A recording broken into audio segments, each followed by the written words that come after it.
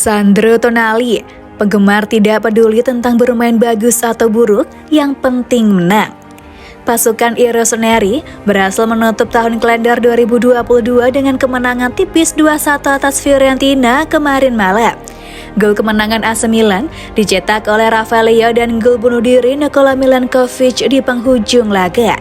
Gelandang jangkar Milan Sandro Tonali mengakui jika 3 poin akan sangat berarti mulai dari laga ini. Dalam konferensi persnya, pemain Italia itu juga mengungkapkan bahwa kemenangan adalah hal yang terpenting, terlepas dari klub bermain bagus ataupun buruk.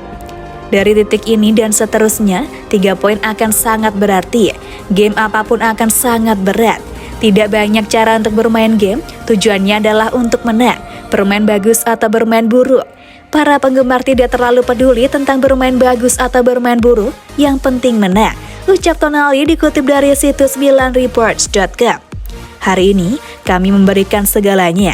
Meskipun kami tidak mengatur semuanya dengan baik dari sudut pandang teknis, tetapi kami memiliki karakter yang hebat. Apakah ini tahun terbaik dalam karir Anda? Kita bisa menempatkan diri di tempat pertama. Saya berharap orang lain akan datang lebih baik. Tahun yang luar biasa ditutup, penuh dengan kepuasan dan banyak emosi. Bagaimana Anda akan menonton Piala Dunia? Aku akan menontonnya. Sungguh menyakitkan untuk tidak berada di sana dan akan lebih menyakitkan bulan ini karena Anda mengerti bahwa kami telah melakukan kesalahan besar. Ini akan sulit, tetapi itu akan berlalu dan kami harus melihat ke depan. Tonali berbicara tentang kinerja Asher Franks. Astar selalu menjadi pria yang tersedia dalam segala hal.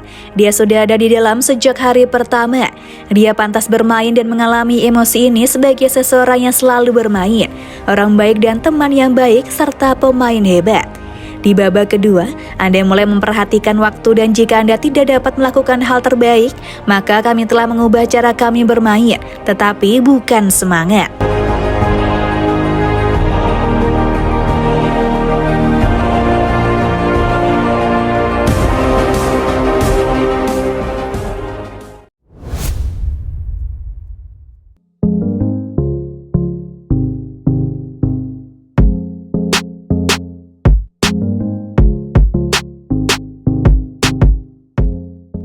Fikayo Tomori gemilang di AC Milan, timnas Inggris harusnya tak bawa 2 bek ini di Piala Dunia 2022. Fikayo Tomori kembali tampil bagus di Liga Italia pada hari Senin 14 November dini hari. 2 pemain ini harusnya tak dipanggil timnas Inggris untuk Piala Dunia 2022. Kali ini, AC Milan mengalahkan tim papan tengah Fiorentina dengan skor tipis 2-1 dengan gol penentu dari bunuh diri Nikola Milankovic. Namun demikian, Fikayo Tomori mampu bermain dengan baik didampingi oleh bek muda Malik Thiaw yang juga tampil solid di lini belakang Rossoneri. Kondisi ini sebenarnya menjadi tamparan bagi timnas Inggris, mengingat Fikayo Tomori seharusnya diberikan kesempatan berlaga di Piala Dunia. Hal ini mengingat kondisi lini belakang The Three Lions yang karut-marut bersama dengan bek-bek arahan Gareth Southgate. Dalam skuad timnas Inggris di Piala Dunia 2022, sejumlah bek tengah dipanggil untuk mengisi lini belakang, seperti Conor Coady, Eric Dier, dan Harry Maguire yang mengisi posisi bek tengah. Selain 3 pemain ini, ada pemain Arsenal Ben White yang belakangan jadi andalan di posisi bek tengah dan bek kanan. Dengan penampilan Fikayo Tomori, sebenarnya ada 2 pemain yang tak layak masuk ke skuad timnas Inggris di Piala Dunia 2022. Berikut 2 pemain yang seharusnya tak dipanggil timnas Inggris di Piala Dunia 2022, mengingat penampilan menawan Fikayo Tomori di AC Milan. Conor Coady. Dari 3 bek andalan pelatih timnas Inggris Gareth Southgate ke Piala Dunia 2022, nama Conor Coady menjadi pemain pertama yang seharusnya tak dipanggil. Secara statistik, bek Everton ini sebenarnya menjadi salah satu yang terendah dibandingkan Fikayo Tomori yang seharusnya masuk dalam skuad The Three Lions. Bayangkan saja, soal tackle dan intercept yang menjadi atribut utama seorang pemain belakang, Coady kalah jauh dibandingkan dengan Tomori. Menurut statistik yang dirilis oleh WhoScored, Coady hanya mencatat 0,5 tackle dan 0,5 intersepsi, yang tentu saja jauh jika dibandingkan catatan 2,3 tackle dan 0,8 intersepsi milik Fikayo Tomori dengan pertandingan yang lebih banyak. Hanya satu catatan yang membuat Coady lebih unggul, yaitu sapuan yang mencapai 3,6 per pertandingan dibandingkan 2 milik Fikayo Tomori. Harry Maguire, pemain paling disorot ketika timnas Inggris tak memanggil Fikayo Tomori adalah bek Manchester United Harry Maguire. Pasalnya, Maguire merupakan pemain yang tampil cukup buruk bersama Manchester United di musim ini. Jika dibandingkan dengan Fikayo Tomori, Conor Coady dan Eric Dier, Maguire memiliki catatan peran dalam bertahan yang cukup rendah. Secara tackle, Maguire masih lebih baik daripada Coady dengan 0,6, tetapi tak lebih baik dari Eric Dier dan Fikayo Tomori yang mencetak 1 dan 2,3 per pertandingan. Namun demikian, ada beberapa statistik yang membuat Maguire akhirnya dipanggil ke timnas Inggris, yaitu intersepsi yang lebih unggul daripada Fikayo Tomori dengan 1,1 per pertandingan. Bek 29 tahun ini lebih terlihat sebagai pemain yang melakukan blunder daripada pemain yang tangguh di lini belakang.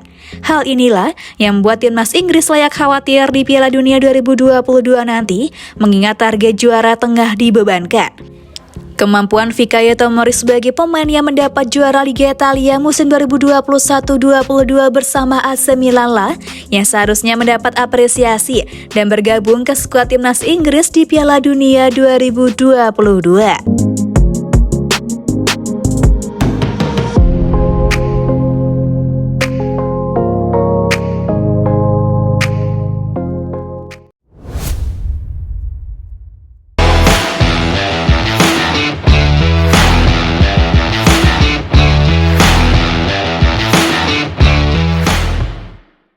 Beres main bola di Bekasi, ini dia yang bikin Alessandro Nesta terharu. Legenda AC Milan Alessandro Nesta mengaku terharu di sela-sela kunjungannya ke Indonesia selama beberapa hari terakhir. Dia tidak menyangka bisa berjumpa dengan penggemar fanatiknya meski sudah lama pensiun. Selama di Indonesia, Nesta sempat bermain bulu tangkis di Pelatnas PBSI dan di Istora Senayan. Dia beraksi bersama juara Olimpiade 2020 Grecia Poli dan sejumlah atlet aktif seperti Siti Fadia Silva Ramadanti dan Melati Deva Oktavianti.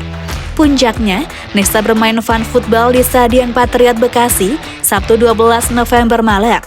Dia melawan tim yang dipimpin ex-bek timnas Inggris John Terry. Nesta memimpin tim hijau yang diperkuat Kurniawan Dwi Yulianto, Budi Sudarsono, Maman Abdurrahman, Gustavo Cena, Supriyono Prima hingga legenda bulu tangkis Ricky Subagio.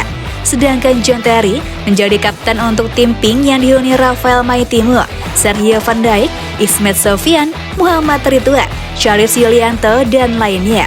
Sayangnya, tim Nesta harus takluk dengan skor mencolok 5-3 dalam laga bertajuk Star Football Challenge yang berlangsung selama 2 kali 30 menit.